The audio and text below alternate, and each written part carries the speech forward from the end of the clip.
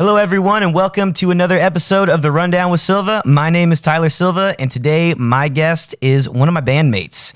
Give it up for my man, Gio of SquA²red, everybody. What's up, dude? What's up, buddy? To the podcast, buddy. Hello. Welcome. How are you? Good, man. It's good to see you. It is great to see you as well. I know I haven't seen you in a couple weeks now, maybe almost a month now. Yeah, it's been a few weeks. You missed the last practice. I know I didn't want to come. Yeah, that's what she said. We had a good one. It was on Twitch. I'm pretty sure I sent you the link. Yeah. I checked some of that out too. Cool. Had a little bit going on. Been pretty busy lately, trying to get the podcast going and do some I'm fun looking things. around this place and it's freaking cool, man. It's looking pretty damn legit. I watched every episode. But Oh shucks. Well, you just hopped back into your podcast, didn't you? yeah. Meatbag and Gio? Yeah, the Gio and Meatbag show. Tell us about it. Cheap plug, everybody. Tell us about it. I'm going to load us some weed, buddy. All right. Well, been it's too long. basically weekly. You can check us out. We talk about the punk rock community here in Arizona. We talk about professional wrestling. We talk about basically the week, the current events. We joke around. It's a good, fun show. It went on hiatus for over a year. Yeah, you guys were definitely gone for a minute. Was it just because of the pandemic, or were you guys kind of taking a break? It started before that. So we basically took a break before that. Like we were going to take a break and then we're supposed to come back and like do episode 70 or whatever. And it was just like, or 71. And then it was 71? Like, yeah, it was what we needed to do. And then just like month after month, it was like, eventually we'll do a podcast. And then it just like Jeremy moved and got this badass studio. And then we all started talking about doing it again. And then that fizzled out. And then we just like after almost a year of the pandemic figured out, all right, I have podcast equipment. Meatbag has podcast equipment. And Rhodey has equipment, but he's actually working on buying his upgrade. Oh, nice. Yeah, and then Jeremy, of course, has the most professional equipment. Is Brad going to bring back his podcast? Because he had like a little nerd podcast going, right? Yeah, that's his goal. He wants to buy pretty much the little PreSonus kit that I bought, with the headphones, the mic, the little interface, and he wants to do it up. And then that's one of his main goals, thank you, sir, was to bring his podcast back and just also be heard on our podcast. He was a great addition to your podcast, if I had to say, because like at first it was like kind of like he eventually got his own segment. Yeah, the facts. Well, it was Wonder Facts with Wonder Boy, but then he went on this whole Wonder Boy is dead campaign, and then he just started going by Rhodey. Nice. He's the worst Rhodey ever, so I don't know why he calls himself that. Yeah, I don't know. He's a character, but you know what? He's got a new baby. I love the guy. Yeah. I love his wife Nikki, and I love their baby boy Anakin. I love the baby and the wife more than him. And I love his other son Chase also. But yes, he's a very good guy. I love them. Dude, how do you and Meatbag have this crazy ass wrestling bug? Where does this come from? Because you guys talk about wrestling fucking constantly, and even before the pandemic, when I would go, like everything you guys were doing was nearly a wrestling event. Well, let me tell you something, brother. Shut the fuck up. No, honestly, I don't know. Just like my whole life, I've been into pro wrestling. And then Meatbag and I, after we met, we were like homies for a good 2-3 years before I started getting back into wrestling. What did it for me was when I heard Sting had gone to WWE. I was like, what? Because he was like always the guy that was like, fuck WWE. There's a huge like demographic between the different networks of wrestling. Yes. Like it's like a turf war. Oh yeah, it's huge. WWE right now is like facing a lot of shit, even though AEW just put out a weak sauce ending of their pay-per-view, but we don't have to get into all that. No, we're not going to. This shit is lame. It's a rival war right now, and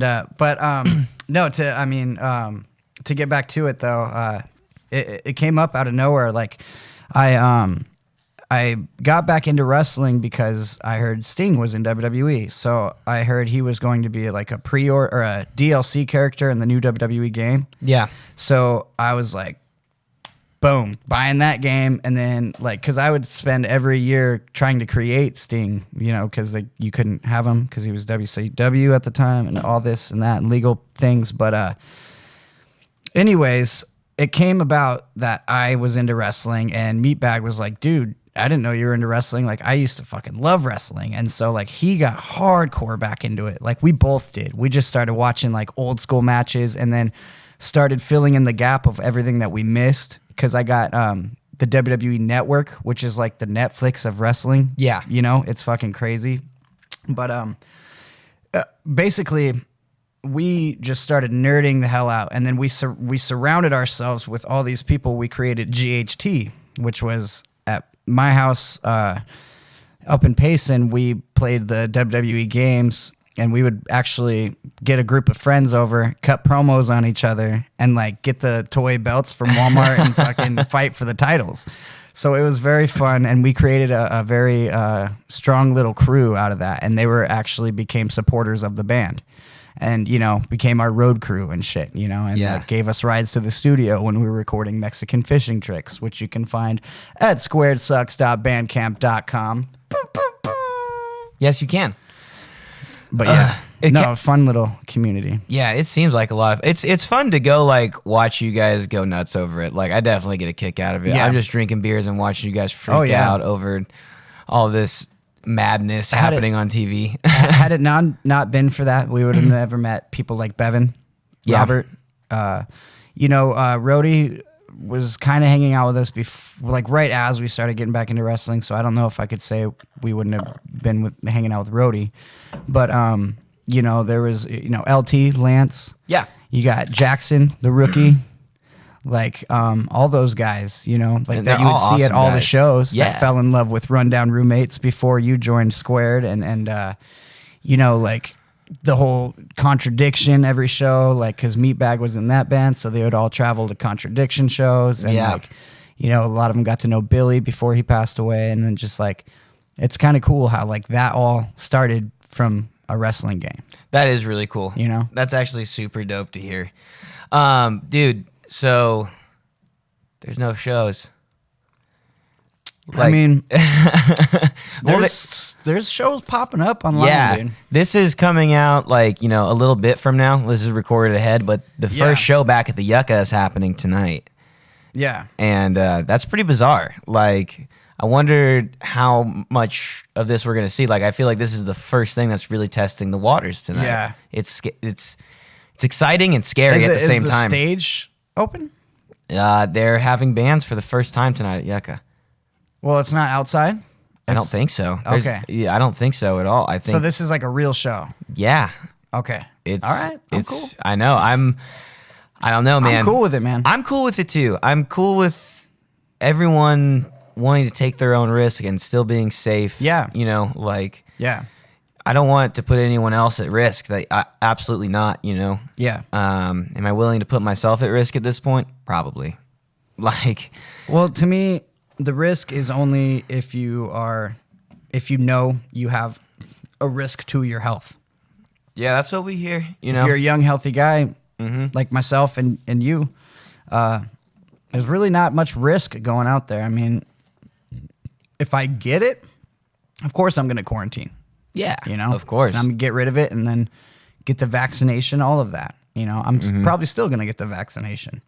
Yeah, I say probably, but you know, yeah. it's weird. It's a weird subject right now, but It is, man. Like, I mean, people I'm are asking confident the that right. I'll get it. Yeah, I'm confident one thing or another. Maybe we'll all get. Maybe this will be the Yeah. new normal. You know, but who knows? It's the real question is like, when are we going to see things go back to normal? Like, when Yeah. are we going to be shoulder to shoulder again? Like, when Yeah. are we going to be hugging again and, you know, passing tips to the bartender, and not that's through like, glass? To me, that's like I'm ready. Like I'm ready. Like I spent this entire time like doing everything I was supposed to do, being careful, wearing gloves, wearing mask everywhere I go, being, you know, completely safe because I care about people. Now it's to the point to where it's like, all right, we're in this like deal where it's gonna be like this for the rest of our lifetime. Yeah. You know, so why make it to where we all have to, you know, lose our immunity to where we're all masking up and wearing gloves and being so safe that we're losing our immunities where we can just go out and like, like tuberculosis still exists right now.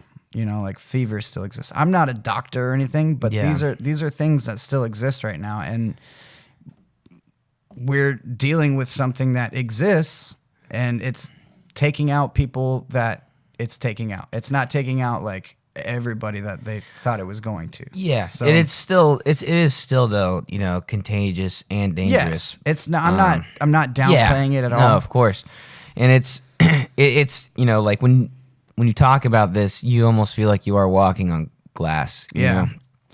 I'm to the point to where I'm just like ready to move on. Like, all right, if I feel at all like I'm sick, yes, I'll wear a mask. Even if I have a damn fever now or a cold, if I go anywhere sick, I'm gonna wear a mask because I learned something. That's better to do than not doing. Yeah.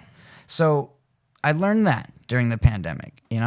And kind of like Elon Musk says, like, we'll be more prepared for a more serious pandemic in the future. But as of now, I think we can just kind of carry on. Like, the people that need to be safe and be cautious should definitely stay safe and cautious. When was the point in the pandemic where, like, the pandemic really started scaring you about music? Like, was there a point where it was like, holy fuck, like, I don't know when I'm going to be on stage again? Immediately. Was it really? Yeah. Like, as soon as it happened? Because Yeah. I thought, like, because before this happened, we were going to be playing, we had shows booked out until, that's like, why. July, this last July. Exactly. And, obviously none of them happened. Yeah, it was hard. I thought we were going to miss 2 or 3. Yeah, we missed everything. Everything. Yeah. I mean, we did some cool stuff We did. in the meantime, Yeah. but we didn't really get to play in front of all the people that we thought we were going to get to play with and in front of. Right. But yeah, it was immediate for me. Like, as soon as lockdown happened and they started canceling everything, it hit us hard, because Meatbag went out of work. I started a job at Circle K, so my availability was gone already. And it was like, so if we could do shows, it was going to be hard. And then all of a sudden, shows got taken away from us. Everything shut down. And to me, that hits hard, man, because that's my escape, Yeah. Just like, I was listening to Chris and on your podcast, Chris Fleischhacker of FOL, TV Tragedy, Ham, all that. So basically, he's, was saying that when he finds time to do all this stuff, it's like a release for him. It's the same way I think for all of us. Like, you get that high up on the stage that you can't get anywhere else. Like when everybody is just like you talk about in the parking lot before the show, and everybody's just talking, hanging out, like just chilling. That's my recess. Mm-hmm. Yeah. Like, remember middle school, elementary? Like, Oh, yeah. You get recess. You get the homie time, Yeah, and it's so crazy because, like, even if your homies were going to hang out on the weekend, like, to me, it's almost like after school when you're walking home and you got, like, 20 minutes that your friends are absolutely free before you guys have to be home. Yeah. Like, no supervision, no anything. Exactly. But that's it. Like, there's no wives, or like, the wives are all inside mingling, so we're all out in the parking lot, or like we're all free for a little bit and like just hanging out. Like, I miss it so much. And then checking out each other's sets, like that was a big one, man. Like, it's very hard to be inspired lately. Like, being inspired to write, even some days practice, playing so many of the songs that you've written for so long, and now you want to write more, and like I almost feel like I can't. Yeah. Like, I used to write about so many either good or negative things in my life, for sure. But like I wrote about life experiences, and like life experiences just stopped. Yeah. And it's so bizarre. Like, there's something weird about life experiences stopping for an entire year. And I've definitely noticed it affect like my mood when I'm not doing something now. Well, it's funny that you say your mood, because it's affected like everybody's mood in general. You know what I mean? Yeah. It's like kind of put a whole blanket over everybody. But what I was gonna bring out is music for me is like writing it has been a weird experience because, all right, so the mood, the way that I've been writing music has changed completely. I feel like when I'm sitting down, even when I'm like practicing or like going over the old stuff, I'm kind of like, like it's so weird where my head was at when I wrote this. Not only because Almost it's like nostalgic. yeah. Not only because it's almost 10 years ago now, but Yeah. it's like, it's kind of like the last year, that 2020 went by like that, and it was so messed up. Like It was nothing. It was literally nothing. yeah, but I mean, and then everything that we endured socially and physically during that time just changed. It like beat up our souls. And I say our as in like everybody that can relate to this, know? Yeah. But yeah, writing for me has changed so much to where like I feel like now I'm writing so much differently. Like even singing, like I'm focusing more on my vocals than I am playing guitar.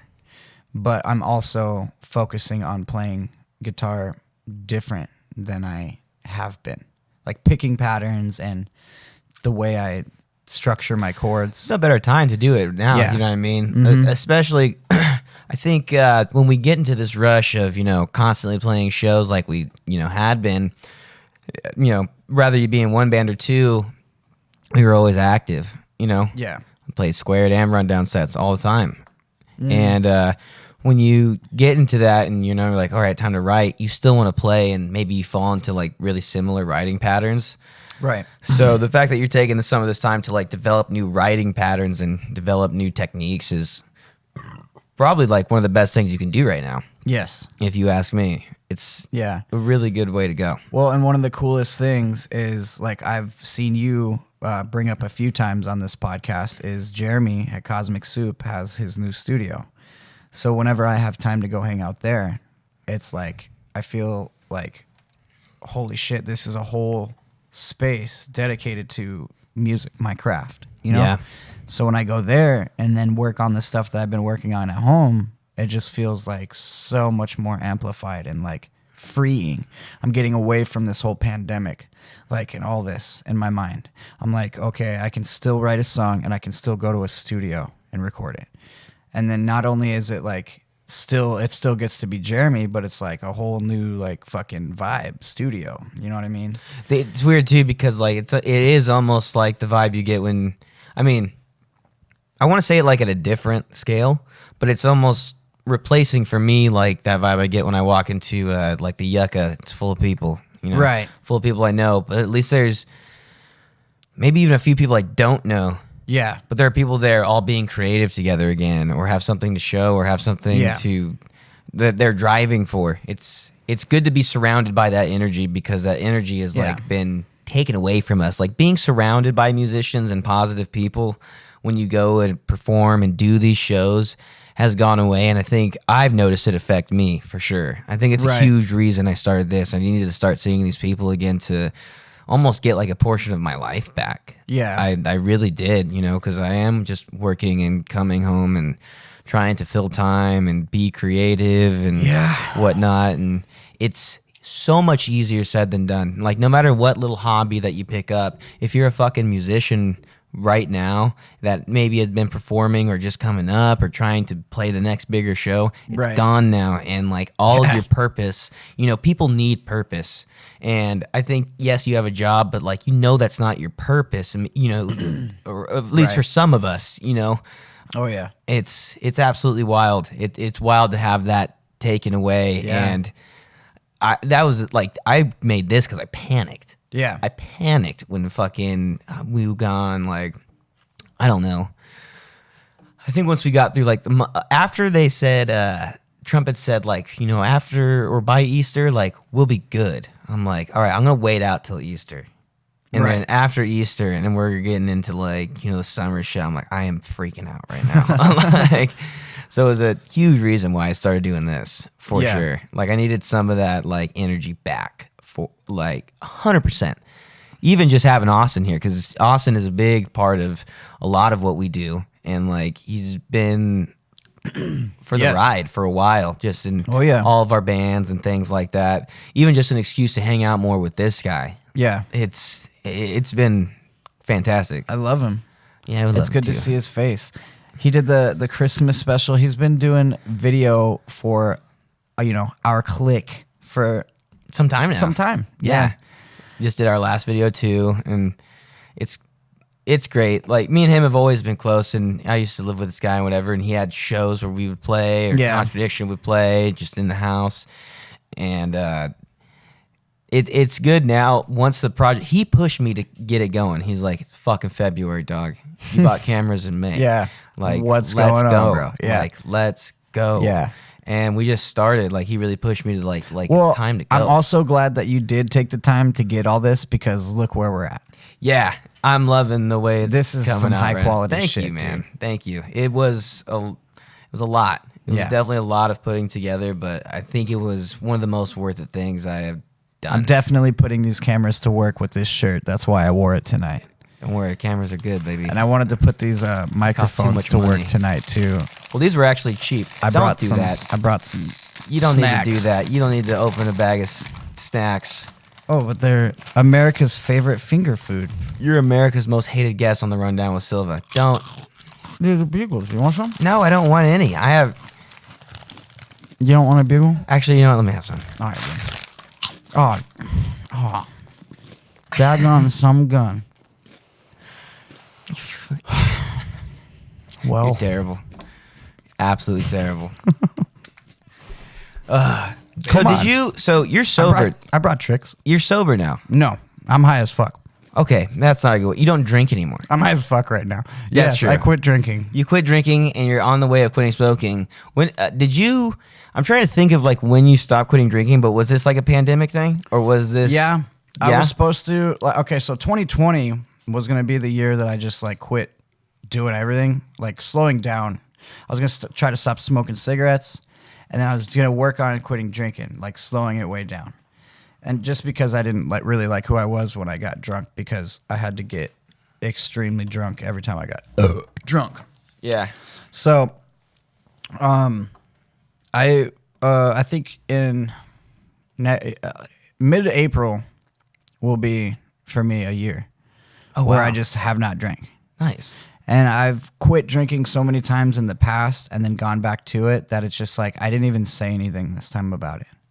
I kind of just let it be like what it is. And then like when people offered me drinks, it was like, oh, no, thank you. And then like whenever people ask, it's like, oh, yeah, I quit drinking. Mm-hmm. But it's one of those things where I didn't just be like, okay, everybody, I quit drinking. Was it harder to say no like the first few times? No, it got hard when it got hard. It was difficult when I threw the Halloween party and we had everybody over because everybody was just like fucking drinking, and I'm like, I felt so cool because it was like at my place, and like I was just like really nervous, and like I remember I just kept moving.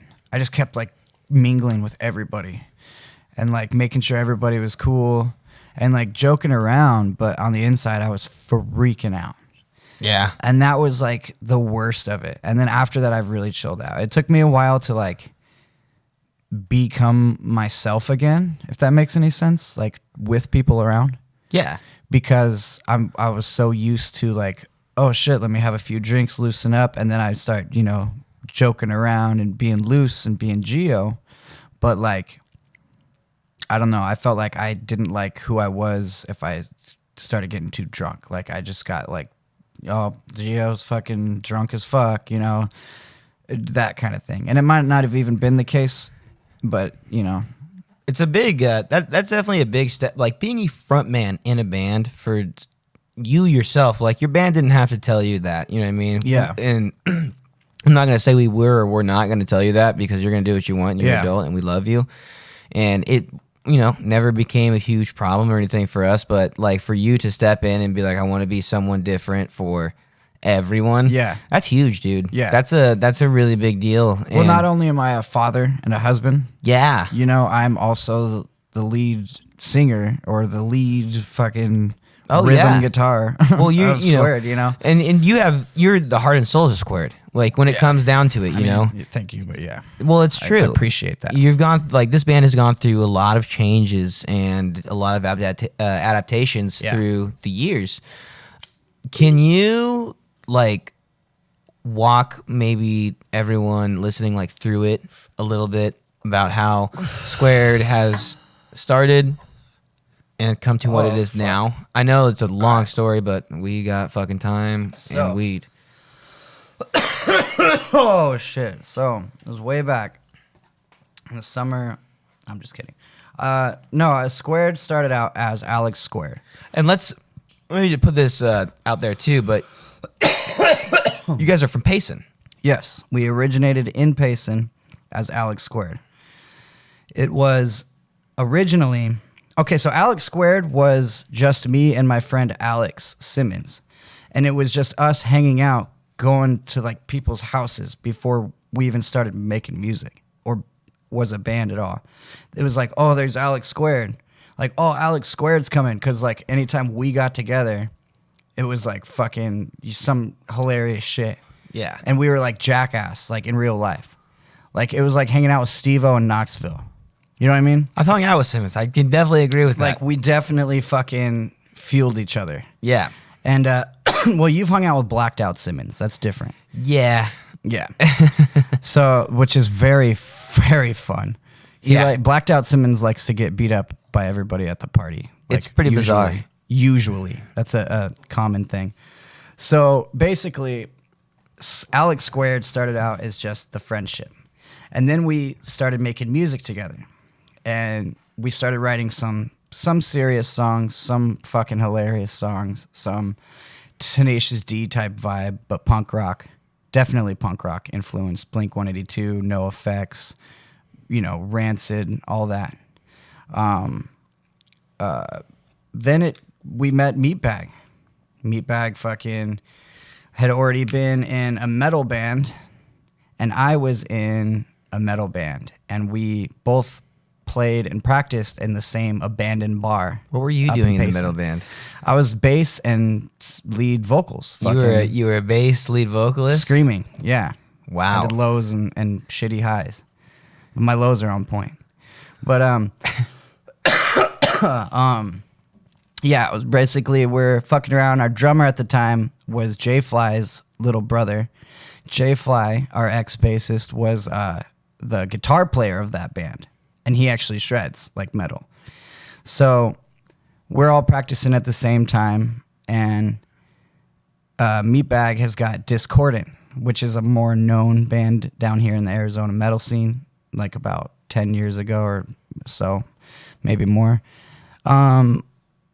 They were pretty sick, and we basically started following them, hanging out, going to their shows, and Meatbag and I were like talking. This is before he was Meatbag even, and he's like, I want to start a rock band.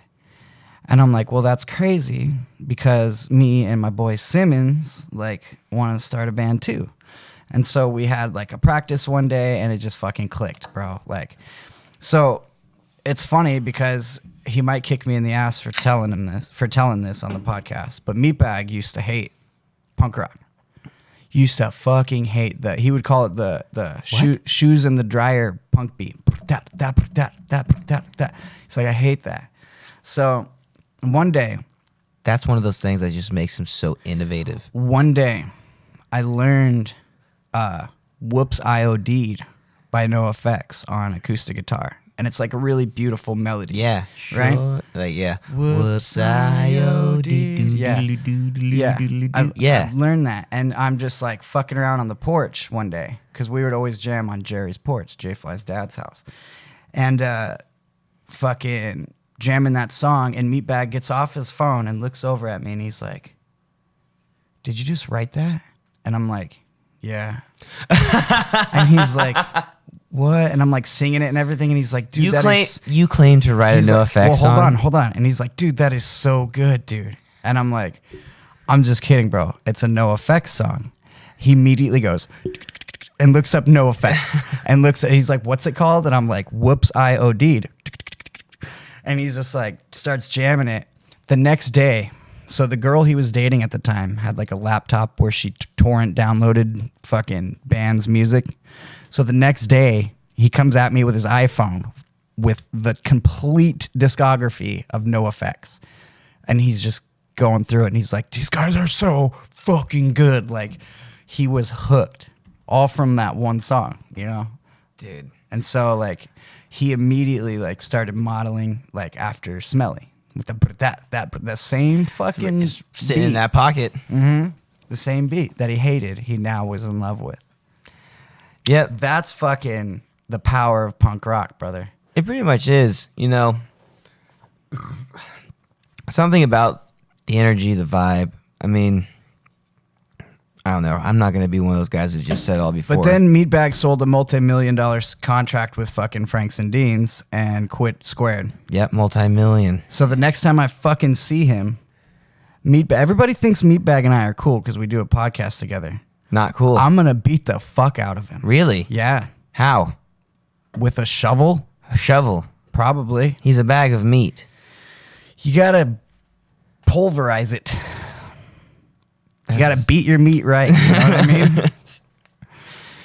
Nah, I love the guy Yeah. dearly. I'm really stoked that he's in Franks and Deans now, too. I mean, Yes, it's, I'm so fucking happy for him, dude. yeah, you guys, It's my favorite band, dude. Like, they're fantastic. Like I have never yeah. seen them live.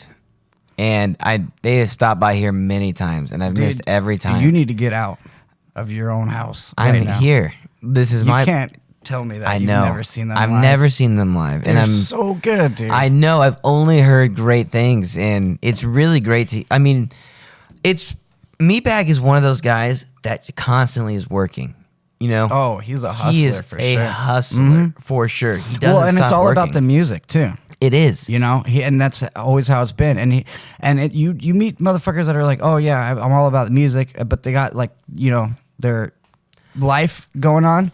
Yeah. Meatbag is like, no, fuck this. I'm all about my music. Like I'm going to not saying he focuses on his family for sure. Oh, absolutely. But when it comes to music, he takes that a little more seriously, I think, than everybody else. I would definitely agree. Like, You know? if someone were to ask me, you know, maybe a year and a half ago now, or a year ago, whatever, like, are you all about the music? I'd be like, yes, Yeah. absolutely. If you were to ask me right now, like, are you all about the music? I'm like, I mean, I'm 50-50. Yeah. Like, I mean, I Yeah. love writing music and I love playing. I know. I'm like, you guys want to jam this weekend? And Silva's like, well, I got podcasts. And I'm like, all right. And then it's like, motherfucker, I didn't know it was me. Yeah. Like- It is you. We had a slight change in schedule. I was like, hey, I need to podcast today. It's all good. Yeah. Dude. But I love it. No. But Meatbag, yes. Strong work ethic. Still going to break his legs, but it's a different subject. So you go through Simmons, right? You go through, Meatbag joins the little SquA²red team here, Alex SquA²red team, Yes. And then my best friend, J-Fly, J-Fly. which all made sense at the time because we just could never nail a bassist. And it was just, one of those things. And it seemed to be a reoccurring thing in the band, especially recently, within the last 2 years. I think Trevor's been with us 2 years. But before that, we had some bassist issues. Do we count this last year? Like, everyone's like 2 years. I'm like, what are you talking about? Because, well, you have to. yeah, I guess you Otherwise, have to. we're going insane.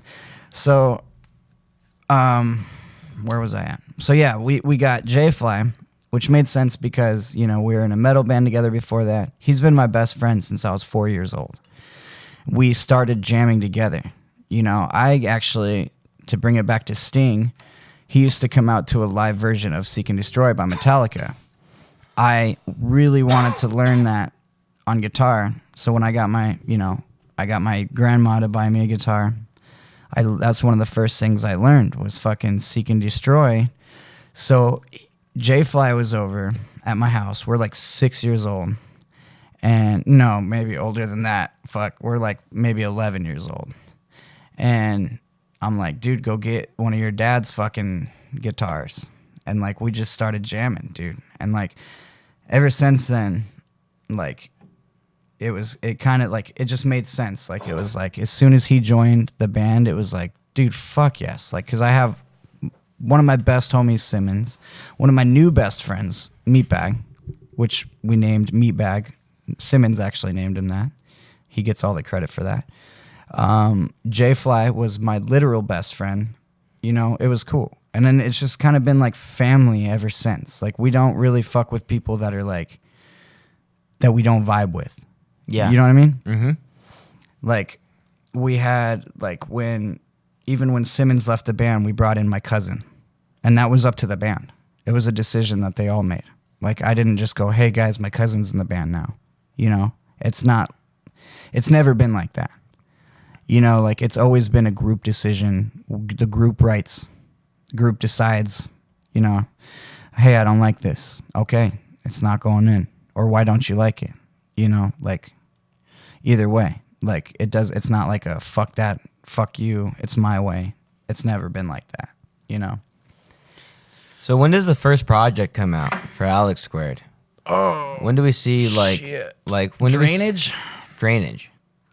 Well, we had a small demo that we handed out in Payson with, you know, 4 or 6 of the songs that were on Drainage. But Drainage is the first official, like, album release in 2013. And it's, like, all the songs that we played for the first year that we were a band playing shows. Record them all yourself? Cosmic Soup. Oh, really? Yeah. After the Garage demo, you know, which actually one of those demo songs made it on to Drainage, which is the first album. Recorded at Cosmic Soup Recording, cosmicsouprerecording.com. But yeah, 2013, I don't know what month, but we're coming up on the 10-year. That's bizarre. Yeah, I want to do a remaster. Yeah? Yeah. We could probably It's a do really that. good album, dude. Like, Well, we still have people that tell us, like, dude, these I songs. think it's important to hold on to really good writing like that, you know, especially when you're first starting a band and, you know, it's just with your homies and stuff. When you have the really good writing and when you're just starting, you got to hold on to that. And you got to hold on to those things. That's very important to you. That's the, you know, the bread and butter of what started the band. Yeah. And, you know, you've been through so many phases of the band, but what I've realized, Definitely. yeah, you have been. You've been through everything. We're like a Pokemon.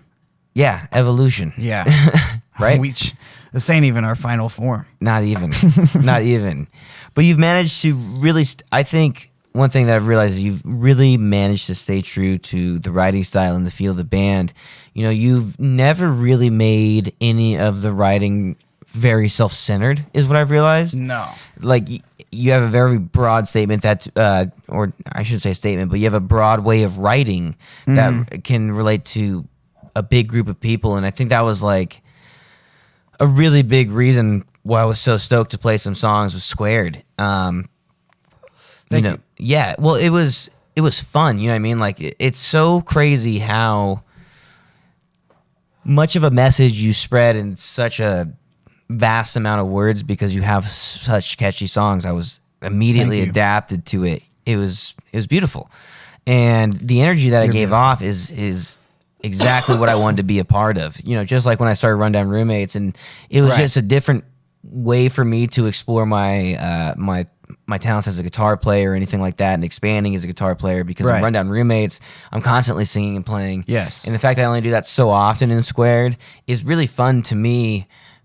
Yeah. Which you're a fucking songwriter too, man. Don't downplay. I didn't say I didn't like writing. You write some good ass songs too, and you and I together, man. Yeah, I love writing with you. That was another thing too, fun. just to expand the mindset. Like, me and Elliot, We can write a song in 5 minutes, bro. dude, same with me and It's so Elliot. fun. Me and Elliot can fucking write like crazy. And there's proof. We've done it. Yeah, You know? we have done it. Like twice. Recording was a lot of fun too. I think recording got really fun for us once we got into the new Cosmic Soup, which is what it is today. Yeah. You know, we were pretty behind on the EP for a time, and we were recording in his old spot, and then we moved to the new spot, and polishing Yeah. the EP in the new spot was a blast. That was the best thing, dude. It felt so refreshing because it was like, all right, we're still doing this. Like we're in the middle of a pandemic, but we're fucking still gonna drop, an album. And like, not only is it an album with new songs on it, but it's also an album that some of these guys don't have access to hearing anymore because we've only been playing them live. Yeah, So it was like- we had played a lot of these songs. Yeah. It was wild So, too because like- we played a lot of them live for a while. Yeah, like Gotta Get Bob to Jail. Oh, That's a man. good show to play or song to play at a show. So like for us to release that in a fun manner, we got a little fun sound clip in there and stuff like course. that. It's like it's very fun and like it was. I don't forget the word. I'm losing the word. It was gratifying for me. Like I was grateful that we could like do that. And I was also thankful that we had people that, appreciated that we did that. I joined this band pretty late, and I've noticed that a lot of the You writing. joined it just in time. I did join just in time. I really do feel like that. It was perfect timing, literally. Yeah. When you called. One thing that I really vibed with in your writing was such a dark undertone with such a positive vibe. I don't know if that makes sense, but that's exactly something I really you. tried to do in Rundown. And That's why I like melodic punk so much. yeah, Because it sounds really poppy and catchy. And then you listen to it and you're like, oh, fuck. You listen to the words. yeah, you're That's why I like Rundown.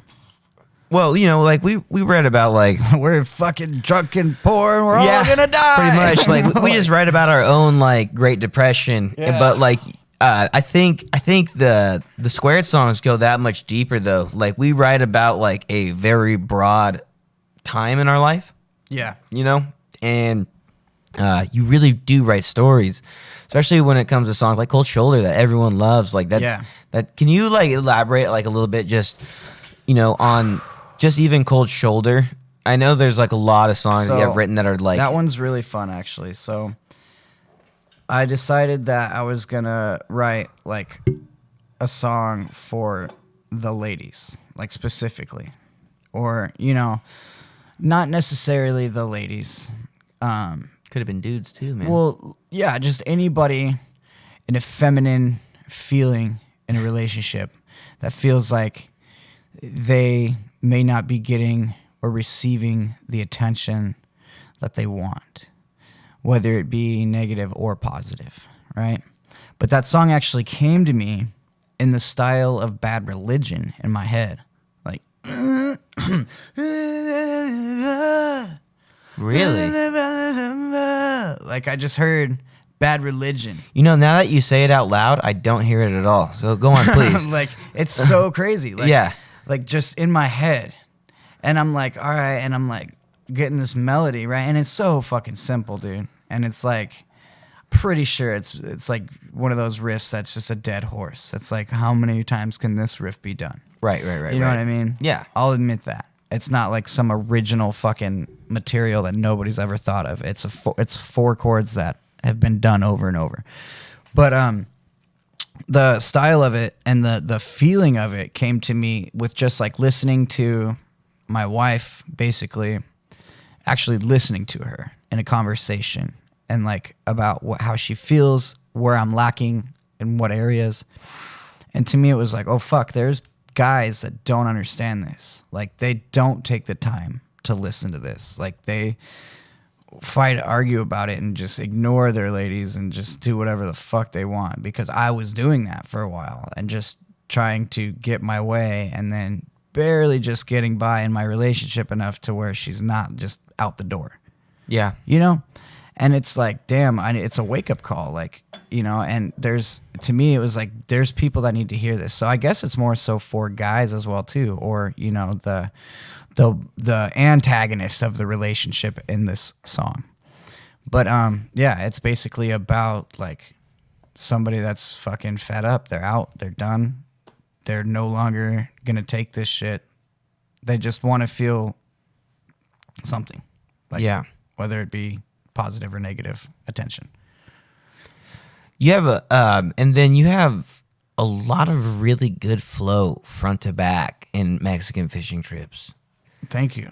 That is a very well put together, first to last, just thought out. Well, I mean, a lot of it is Meatbag and I. Like that album, a lot of just every album up until this last one. Because I feel like this last one we all kind of just did separately, except for like the fun ones, like Bob and Seasoned. But like we all kind of brought separate songs, like. Yeah, there was there were definitely a few songs on that we kind of riffed on together. Me and you, I will say, like a lot of writing this with you on acoustics and stuff was a lot of fun. Yeah, it was some of my more fun writing experiences. We came up with a lot of different transitions. I really liked where we were going vocally. Whenever you were stuck, maybe, like, I feel like I was almost there to back you up, and it was a really good writing chemistry. And you were doing a very similar writing chemistry with Meatbag for a long time. Were you mainly doing that with Meatbag throughout things, or was this like also with Simmons for so long? Or like, I mean, so like if you listen to all the albums, you kind of hear the transition. So like with Drainage, it's a lot of just Simmons and I's songs that we wrote and constructed together. Meatbag has his songs that he wrote on there, and then we all, like every song as a whole, like all of the songs, we all like finish as a band together. There's no way that like, I wrote this and recorded and played it. Like it's all of us. Like we all agree that it's going to go this way. But that being said, there's songs that like, Simmons and I wrote on acoustics first before we brought them to the band. But still, what I mean? Like after that, everybody adds their own thing. Like they write their own bass line, drums. We don't say, okay, here's the bass line for it. Like it just starts out on acoustic with me, Simmons. Boom. There's a handful of what's on the first album. The next album, you start to see Simmons phase out. There's even a song about him, like leaving the band, called The Riff. Meatbag and I kind of wrote that one. And then the next one, Lead Balloon, is strictly like Meatbag, myself, my cousin Michael introducing him into the band, wrote his songs that are on those albums. So he brought his songs to the table. And then Fat Cat, aka Austin Brazo. I'm not sure if you've ever met Fat Cat. Well, you must have, because he was at the Pot of Gold and the Marquee show. I drink a lot for the Pot of Gold. But yes, best bass player we've ever had. No offense to any of other bass players, especially you, Trevor. No offense, but he's just like freaking amazing on that thing, man. He's like a Les Claypool fan, so he's all into that. But yeah, basically you start to see that transition. Mexican Fishing Tricks, I can't completely take credit for, because that is just a lot of Michael, myself, Meatbag just jamming out, like after shows or during practice, like writing songs while we're recording the Lead Balloon or releasing the Lead Balloon. And we're writing Mexican Fishing Tricks. I actually, it's whenever I hear about the Lead Balloon, I get really stoked, because some of the first times that I met you guys, I was talking to Jeremy about this, but I think it was Billy, you guys, you and Meatbag. Yeah. I'm like, yo, you should come back to Jeremy's and, hang out at the little studio he's got here in the garage. And that's where I first heard, that's where I really first started like hanging out with anybody. Yeah. Me and Elliot had been writing, and That's yeah, dope. dude, it's so sick. But like me and Elliot had been writing and trying to get into things and just finding out Freddie. And so I would go out and scope the scene a little bit and just like go to these little events and whatever, and try to meet guys like you.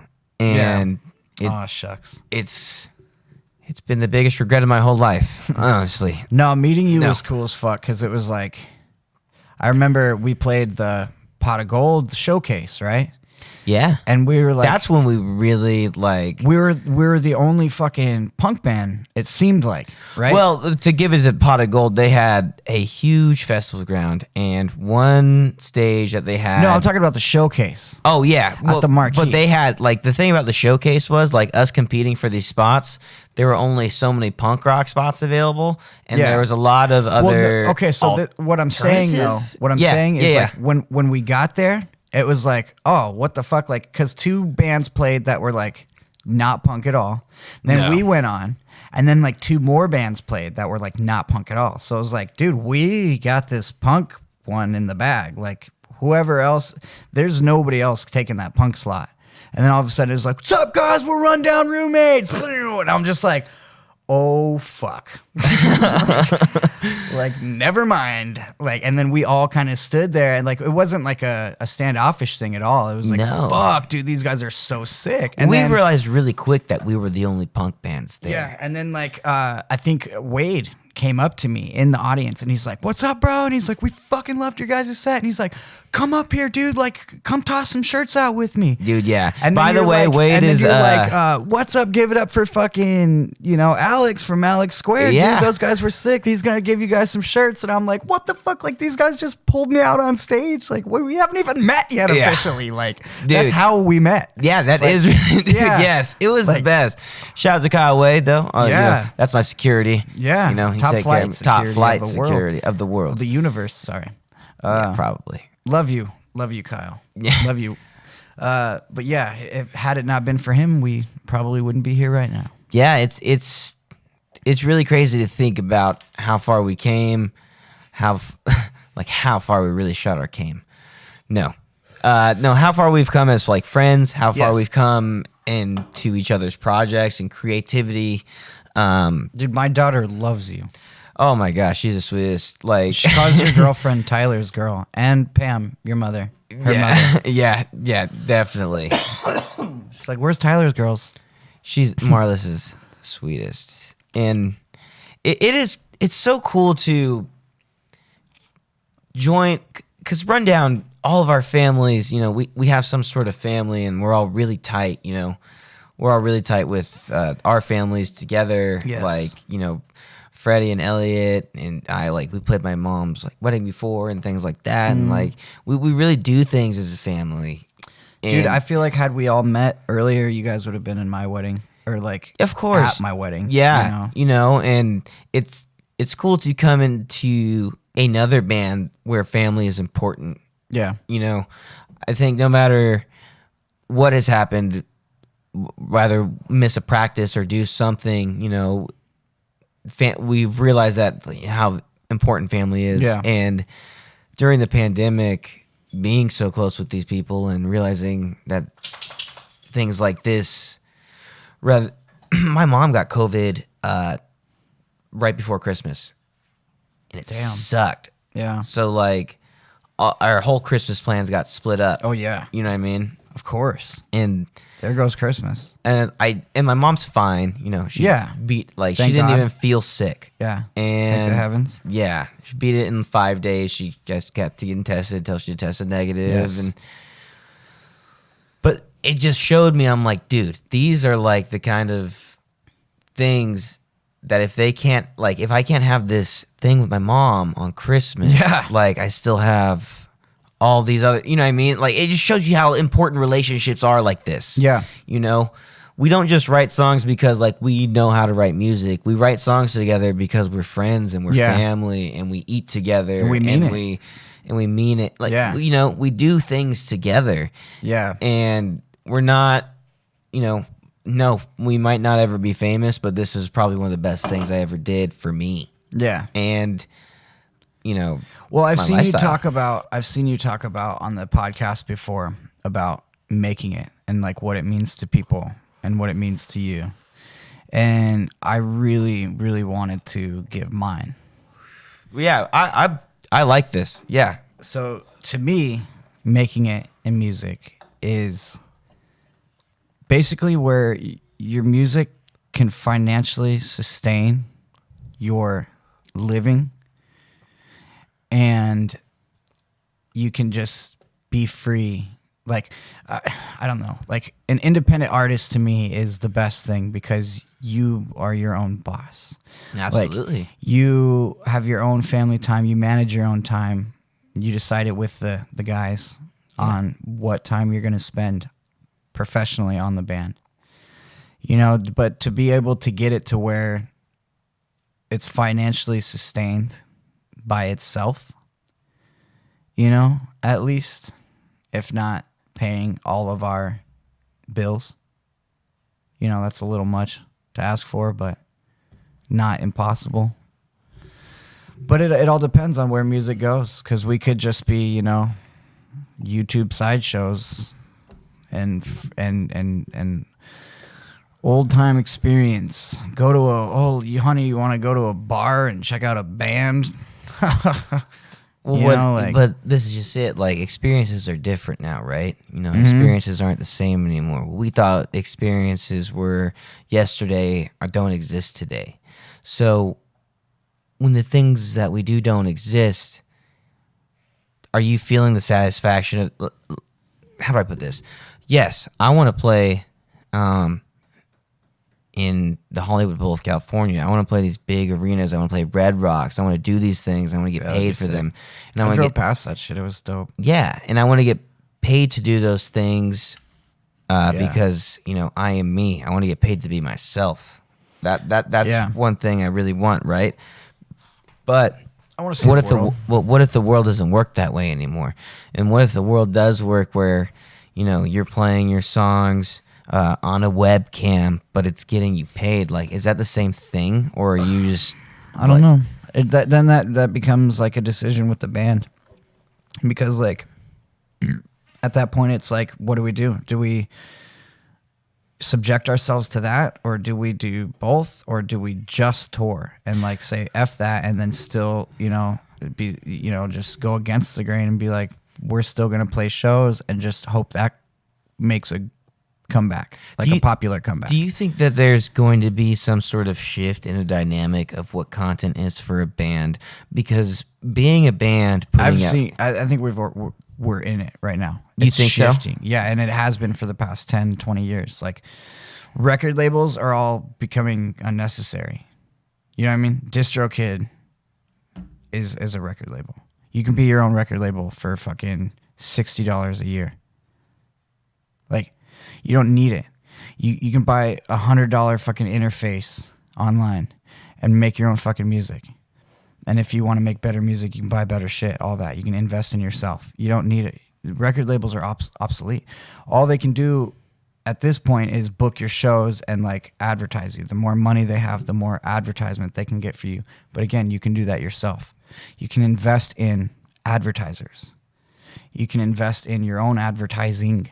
Like, it's the future, and we're all trying to grasp it. Like, Spotify is like got a good grip on it, you know, like on what's going on. Spotify, everything is on Spotify. If you want to stay relevant as a band, you have to be on Spotify, because yeah, you may only get 60 cents a year from them, but like, people are like, oh, who's this band? Can I look them up on Spotify? That's your best shot of people getting to know your music, is like them finding you on Apple Music, Spotify, you know, all the streaming platforms of today, which DistroKid will put you on. CD Baby will put you on. There are a lot of, you know, distribution companies that put out things on multiple platforms. Yeah. It's weird to see, you know, I think when we dreamed of playing music when we were kids, we always thought about selling records, you know? Yeah. Especially because we were paying for music back then. And now you're paying for a streaming source, or not even paying at all for music. Yeah. And it's odd. Do you, like, at what point do you think that there is a line between maybe being an artist and almost being like this weird kind of influencer. I don't know if you like understand what I'm saying, but there are weird kind of like personalities and these things on, YouTube or Facebook or Instagram. Well, I don't know if you've noticed, but I have a very sarcastic way of advertising, like the way we do our social media and all that. Like, I kind of do like I try to make it seem like a very pop-up or ad-ish, like where it's like, we're on Bandcamp, fucking Instagram, Facebook, YouTube, fucking blah, blah, da, da, da, da. Like, I got them all listed with the logo, and it's just, I want it to feel like, holy shit, which one do I go to? That way it's like, hello, we're everywhere. Just type in SquA²red. And I try to just like not too much to where it's like my boy Damon pushes Logan people away, but I try to like be sarcastic. It's my inside humor, I guess, that I like. I think it's funny. It's kind of trolling in a way, like just trolling people. Like, hey, you like doing that shit, don't you? Popping like blasting the. We broke even on fucking the last album. Like, we spent so much recording it, and then so much on production, like with the making of it after it was already done and recorded, mixed and mastered, and then after we sold all of what we sold, we made exactly what we spent. Dude, so speaking on the last recording, go into Microscopic a little bit about the writing of that song, because I only know the chords to it. I'm going to take a piss real quick. Well, Microscopic was written by myself, and I wrote it for my wife, my beautiful wife, Veronica Giordano, known at Geostar Photography. You can follow her Instagram. Great photographer. I wanted to basically pay my dues as a husband and write her a song that she could appreciate. And it's actually SquA²red's only ska punk song. We vowed a long time ago to only write one punk song, and that was it. We named it before too. We called it Microscopic because we thought it was funny. Ska, microscopic, haha. So, but I basically wrote that around Microscopic. I kind of was like, all right, well, how could I make Microscopic into a love song for my wife without making it about my penis? So I, made it about how the universe is microscopic compared to our love. And that's actually one of the lyrics in the song that you can find on squaredsucks.bandcamp.com. That sounded kind of like a harmonica at the end. No, you had it. That was perfect. I didn't want to do that, but You whatever. aced it. It happened. So, is that Veronica's favorite song? Actually, no. She was like, whatever, dude. Like, took you long enough. No, she likes it. I'm not going to lie, because she dances and shit, but she actually likes Fate of the Faithless on that song, which is a lot of people's favorite. So, it didn't work. Gotcha. It didn't work. Didn't get me laid either. Man, you tried so hard, too. Dude, epic fail. It happens. It was should be just like, that oh, sometimes. yeah. So basically, like, this is the B-side song. Like, thanks. No, it's a fun song. We try to do a feature with somebody in the punk scene on every album, at least one. So we actually featured Torn at the Seam this time. I had Todd Libby do the guitar and the chorus. He's singing the chorus on that one. He's the shit, man. Yeah, Danny from Captain Squeegee, Badfish. Fayuka. Yep. Yeah, he's also in Torn at the Seam. He did the trumpets. I think you guys talked about this on Jeremy's podcast. We It did, Made me yeah. laugh my ass off because, yes, he did the verbatim, my fucking sample, my mouth sample. Oh yeah, we sent out a scratch track to him, and we were like, "This is kind of how we want the trumpet or whatever it is," and he did Yeah. it verbatim. And it was dude, wild. I got goosebumps and a tear in my eye.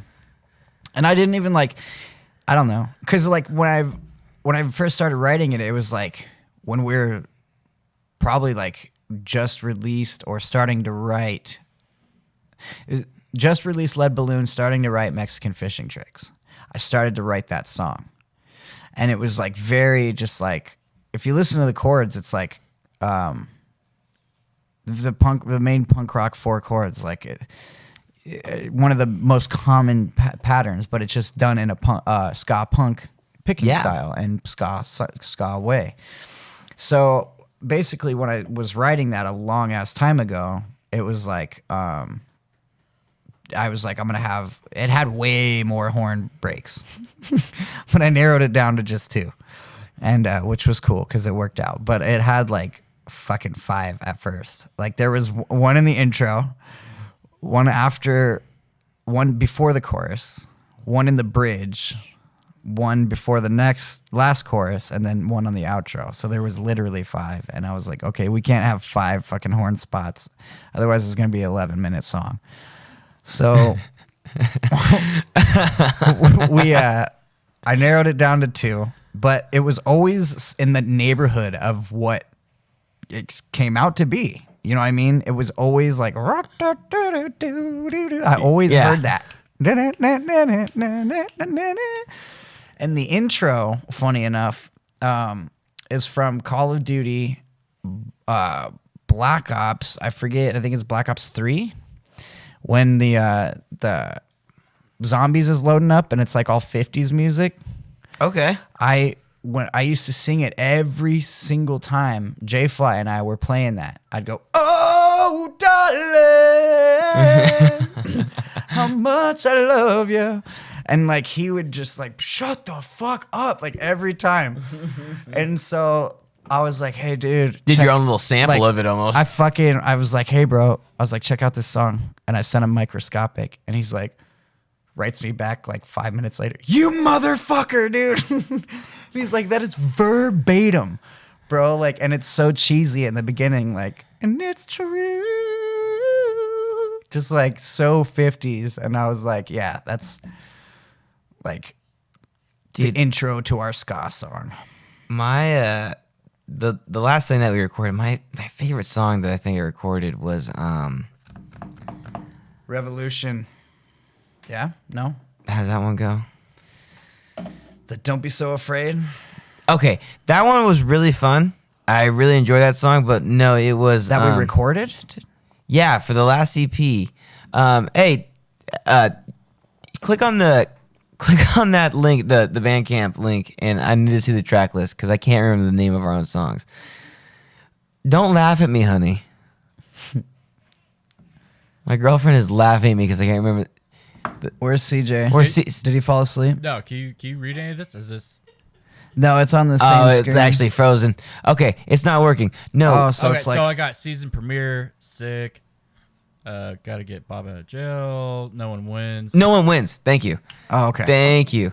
Dude, that song. That's a fan That fave. was such a fun song to write. I had a really good time writing that with you. That was like one of the ones that we also wrote in the backyard.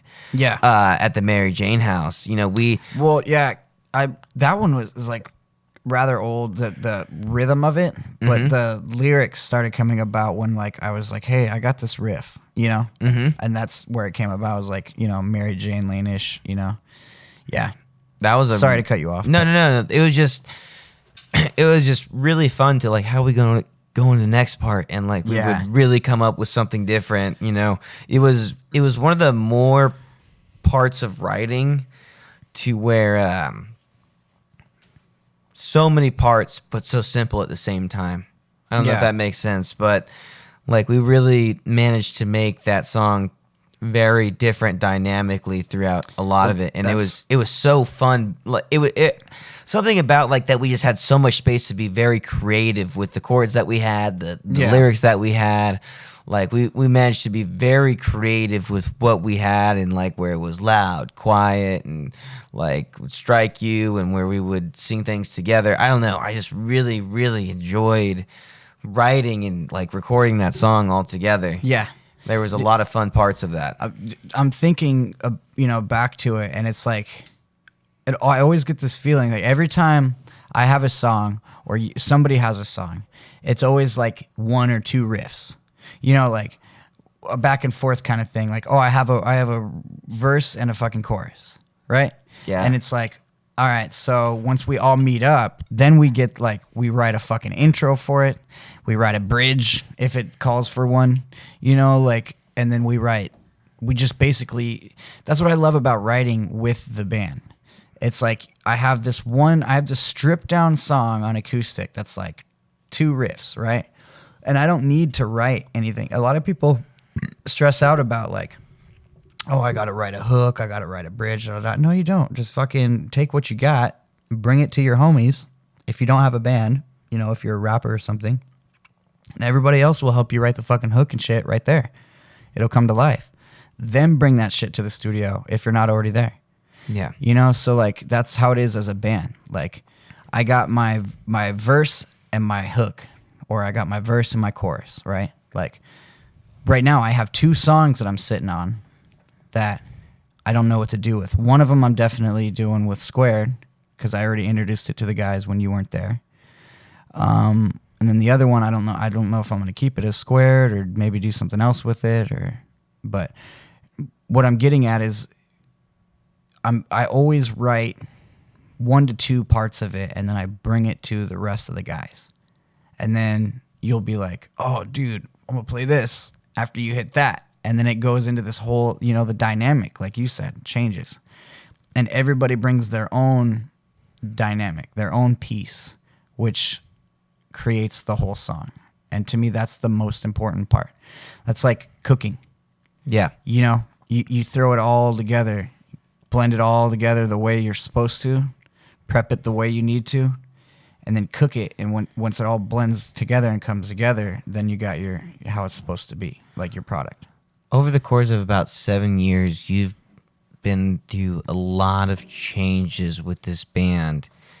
And through the pandemic, we've seen bands completely break up or deteriorate in one way. How have you managed to hang on to this one idea of Alex SquA²red or SquA²red? How have you managed to? You've stayed on this project. I can like a lot of other musicians when something in a dramatic breakup or change of pace or anything like that happens. Usually it's the end of a project and start of a new, and we even see that happen in the pandemic right now. But you've been truly the heart and soul of SquA²red for the past 7-8 years or so now. There's an amazing amount of dedication that comes from you to do something like this. It's quite impressive. Well, SquA²red is my heart and soul. You know, I have my family, I have my kids, my wife, my parents, my friends. I love everybody, but music has always been my heart and soul. Even if I didn't have the band and I still had an acoustic guitar, I'd be somewhat satisfied. You know, if everything got taken away from me and all I had was my acoustic guitar, I wouldn't be suicidal at that point. You know what I mean? Like where someone else would, I guess, is a really dark way to put it. But like to me, my music, my band, my art is everything. Not only, you know, do I love this band and everybody, all you guys in it so much, and I make sure that you all feel important and appreciated in the band. I make sure to remind everybody that I appreciate and I love everything that you guys bring to the table. But not only that, but during the pandemic this is my job. My duty is to get people through this. I'm not gonna bring up politics. I'm not gonna fall into the argumentative and toxic side of things. I'm just going to entertain. You know, whether or not you guys were all available to do, like we did the live stream at Cosmic, that was really fucking cool. You know, you and I did fucking, I'm so high right now. I'm drawing a blank. You and I did fucking Blow together. well, yeah, duh. God damn it. What is it? Carter Drive Sessions. Why did that name? I was trying to say dude, that Miles to was Nowhere. so That's why much fun. I was gonna say you and I did Miles to Nowhere together, but that would have been a very bad sentence. No, that's not what you say So- out loud. Yeah. So what I meant Or to say that never happened. But that's not even. But no, just the drummer. No, so show it. You. no, Shoei's not the drummer. I forget his name, but no, Carter Drive Sessions ran by Kristen from Miles to Nowhere. Thank you so much, and Andy and them. Paul. Awesome Shoei, time. Always a good time. Awesome time. That was so much fun. Yes, we did. I'm sorry. I apologize completely for forgetting the name of that because it is a very important piece of our modern pandemic entertainment right now. Like I brought it every up in, week. You guys can tune in and see a different guest live. Yeah. From Carter Drive Sessions. But yes, we did that. I brought it up in one of my last podcasts too. Yeah. Probably actually my last two. But yes, thank you guys so much for keeping that going every week. It's freaking awesome. It's so entertaining. It's much needed. I love to see my friends on there, even people I've never heard of. It's awesome. So that being said, there's fun ways to still maintain some sort of we have to entertain. It's my job. Not only entertain, but provide some sort of distraction from all of the bullshit, whether it be political, sickness, just all of this whole crazy year that we've had. I like to be able to provide some sort of relief. Hey, don't worry about that. Check out this, song. Listen to me sing you some songs for a half hour or So your whole goal in an hour. writing is to just distract. I should not say writing, I should performing. performing. Yeah. Excuse me. Not writing. I feel that for sure. It because when we went to shows, it was always an escape. Yes. Before we played them, it was always an escape. So I like to give back, let me provide an escape for you guys. The bands that aren't playing right now and can't practice and can't get together and are breaking up, you could still fucking hang out with me. You can still catch my songs and fucking hit me up and write me in the comments, whatever. You know what I mean? It's some sort of way to give back a little bit to that community. You guys were all there, whether it was free shows or $5 ticket shows or even expensive shows like the Pot of Gold. You guys were all always there.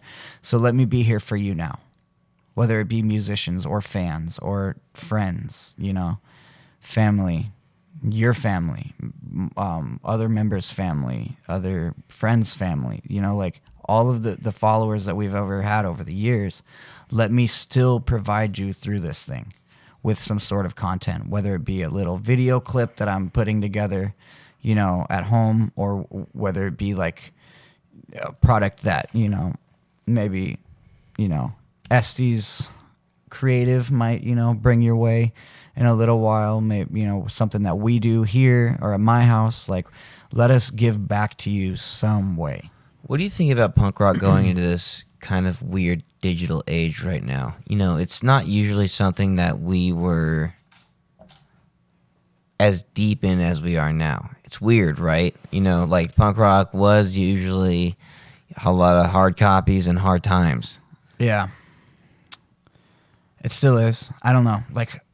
A lot of us are still doing demos and still doing it. And vinyl's coming back, but I know what you mean. I mean, to me, it's Do you think everything is... It's hard to say we're punk rock and then still be on Spotify and all that. But even though we're doing everything ourselves, we're DistroKiding it out. We pay yearly out of our pocket to keep our band on these. So it's kind of like running our own label. If we were to pay up somebody to keep our record in their store. Do you know think? what I mean? Do you think if you're on Spotify or some sort of major streaming network that you have left the DIY crew of some sort? No. Or DIY We're scene? still doing it ourselves. I mean, I don't see anybody. We get 16-cent checks from fucking Spotify. A year. A year. Yeah. Yeah. So, I mean, woo. Yeah. Like, we sold out, baby. Thank you for something less than a quarter. Yeah. Yeah. It's just weird. I mean, I'm not talking shit on any of these people, but one thing I'm seeing a lot of some of the punk rockers on our scene is they're really trying to reach out to specifically DIY scenes, and I almost question what that means sometimes. Well, are you talking about like during the pandemic right now? Like right now? Well, right now? even Or before just, and like, now. beforehand? So like, I don't understand the context of your question. I kind of don't even understand it myself, but like I've seen some posts lately about certain people in the music scene trying to reach out to DIY bands. I'm like, okay, what is a DIY band in punk rock? I'm like, isn't that all of us? Well, I know. Here's what I think it may mean, and it's like a band that really does it all themselves. That can bring their own PA, their own like set it all up and do it, play all themselves. You don't need anything else. You know what I mean? It's just an power outlet. To kind of keep going on that, in that And realm, they've obviously- also mentioned like merch and stuff like that. So Yeah. obviously, people make their DIY patches, Yeah. and shirts, whatever. But at what point, if I'm in Rundown Roommates and my homie Chris in FOL is making shirts and he makes my shirts, am I not DIY anymore?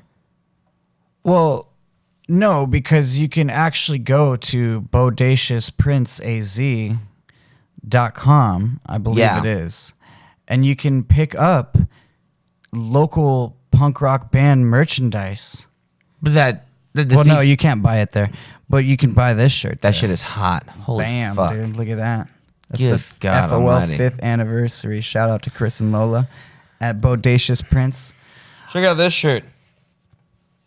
The Estes Estes Creative. Hell bitches. yeah. That's dope too. All right. So, But like, what are these like? no, that's totally DIY because you're helping out Chris and Lola and they're fucking punk as shit. And they help the community. They give you the cheat. Like, you've heard Chris himself on your podcast. They give Yeah. you, there's no minimum order. If you want to order 5 shirts for your fucking dumb band, you can.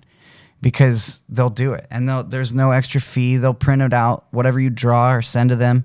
It's punk as shit, dude. Fucking, it's still DIY because you're paying bottom dollar, literally, to get like gear and started for your band, and that's all they want to be able. That's all they want to do is help you out, like get on your feet. Like, Right. Hey, you're a band that's just starting. You just spent a shitload on recording. You need some merch to go with this little tour that you're doing to promote this album. Well, go to Bodacious. You can already go to Cosmic Soup Recording and save money by recording there. But you go to Bodacious and they're going to hook you up even better. I sound like a fucking salesman in Yeah, an right. infomercial right now, dude. But It's this true, is though. real shit, Yeah. though, dude. It's real. I think Like, it's life, man. It's real life. And, like, we know these people, and they're good fucking people, man. Jeremy, Cosmic Soup Recording, fucking honest, hard worker. Literally lives and breathes Cosmic Soup Recording. Chris and Lola, great people. Lola's an amazing artist. You've seen her artwork. She can whip you something up if you need logo designs, shirt designs, whatever. And they hook you up with shit. They do patches, hats, and all that shit. Like, it's so cool. And we're all like, that's why I love that you have this, so I can tell people about this shit. And like, yeah. and like, we do our show, and like, I don't know, I just love it. I love the community and like how we're all still just staying alive. We're all staying with each other's, sticking together. Yeah, there is something crazy about our community, that I can't even say how much I respect. But, we try to make sure no one ever goes without. I think for sure it's we're gonna see like a strength in our community because it's already like I mentioned with Carter Drive Sessions and all them. Like, we Miles to Nowhere played for the Lead Balloon release show, the tour kickoff show in Payson, and that's where we met Kristen. But I didn't really get tight with them until my wife and her, like Geo Star Photography. My wife started doing photography for. I would love to get her on the podcast Kristen. next. That'd be cool. I'm going to talk to her a little bit. Yeah, for do it for sure. She started working with her, and then eventually we got invited to do Carter Drive sessions. And that kind of like, to me, was just like another extension of like people that I love and care about now. Even though I already knew the crew, but like I didn't see them all the time. And now it's like I get to see them on a weekly basis. So I feel like once everybody does start coming out of the woodwork, that it's going to be like a very tight-knit community. And we're going to be very strong and like tight with each other and honest with each other. Like when there's a bad seed, we're all going to find out very quickly. I think we've been pretty good at that too. Yeah. It only get better. Mm-hmm. Yeah, we're sharpening our senses by all staying in touch with each other. So what's the future look like for Geo, and what's the future look like for SquA²red? Maybe in just like as brief as you could say it. I want to kick the fuck out of Meatbag. I always want to push him down a flight of stairs, throw corn cobs at him, like fresh out of the boiling pot. Out of like a weird kink or because of anger? Both. No, I don't know, man. Doing content, man. I've been listening to Bill Burr's podcast, and I think I might actually just copy him and just go on crazy rants in my closet alone. It's so fucking funny, especially when you know that he's alone. Do you listen to it? I've listened to him on a few other podcasts and whatnot. I'm totally gonna copy him. I'm not gonna like rant because I'm not really much of a ranter unless I'm joking around. Yeah. But I am gonna do a self podcast too. Maybe call some random people during it, but I'm gonna do a self, just where I speak my mind. I think there's definitely a really good way that you could go about doing that, because you are a very interesting human being with how much you have kept something alive. A lot of people give up and start something new in the situation that maybe someone else would find themselves in, where you are. Yes. Where your band has gone through so many changes in the last maybe 8 years or so, and you have managed to keep this spirit Thank you. of something truly unique alive. And that doesn't really happen. It's had, a few near-death experiences too. And you were one of the reasons why I did not die. You try to downplay it like... Well, don't tell me that. When I say you came just in time, you came just in time, dude. Me and Meatbag and I were actually discussing pulling the plug the day that you called and was like, hey, man, Freddie's going on hiatus. Rundown's going on a little hiatus.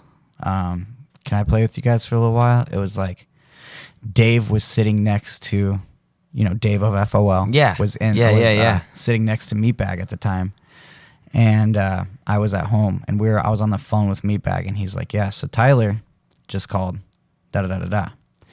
And, he looks at Dave, and Dave's like, I'll play the bass. And then that's when we decided that Alex SquA²red died, and we were just going to be SquA²red. Was that moment. So it's, thank you as well. Of course, buddy. I think it takes a truly strong individual like yourself to make sure dreams like this don't die. And I don't think that going through this many changes as a band is necessarily a bad thing. But I think it's extremely brave that you've made it through all these changes and still put on such a show and have chosen individuals that I don't want to say replace, but definitely complement what SquA²red or Alex SquA²red or whatever you want to call it in any genre or era. It's truly something unique you've held on to, and it's truly insane of how you've kept it together for this long. Thank you. And I got to give you props, buddy, and I'm really, really stoked to be a part of it. Yeah. No matter like what the future holds for any of us, if I can put my handprint in this big old squared cement pillar, it's truly something fucking awesome. You guys have been a big part of what the music scene is. Well, SquA²red is SquA²red. It takes two things, man. It's not just one thing. One thing can't be squared, otherwise it's just singled. So it has to be. I need a counterpart, and I love our chemistry on stage. We talk so much shit. Oh, it's so fun, dude. Cut each other off. It just like I don't know. When I was so watching fun. Carter Drive sessions back, I didn't even realize that I cut you off at one point when you were getting ready to sing. Like you were like getting ready to hit your note, and I was like, "How's everybody doing tonight?" And you just look over me like, "You motherfucker, dude!" And I like had no idea, and then I didn't even say anything else. Like after that, I had nothing else to say after that. It was so much fun, man. So where are the links for the music, buddy? Tell us about them. Man, dude, like I said, bro, SquA²red sucks. SUX.bandcamp.com is where you can find everything. And literally, I mean everything. You can find links to everything else there. You know, our Facebook, our YouTube, our Instagram, our Spotify, our Apple Music. All of our discography is there. Whatever merchandise, which we are working on getting more of, made by Bodacious Prince. So yeah, you can check everything out right there. Literally, it's all you need to know. SquA²redSucks.bandcamp.com. Well, what a perfect way to wrap it up, buddy. I love you, dude. I love you too, brother. This was awesome.